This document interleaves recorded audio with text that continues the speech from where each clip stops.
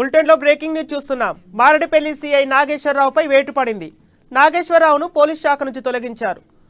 అత్యాచారం ఆరోపణ అపహరణ కేసులో హైదరాబాద్ సిపి సివి ఆనంద్ సర్వీస్ నుండి తొలగించారు. కొద్ది రోజుల క్రితమే కండిషన్ బెయిల్పై విడుదలయ్యారు. ఈ క్రమంలో పోలీస్ శాఖ చర్యలు తీసుకొని అతన్ని పూర్తిగా పోలీస్ సర్వీస్ నుండి తొలగించింది.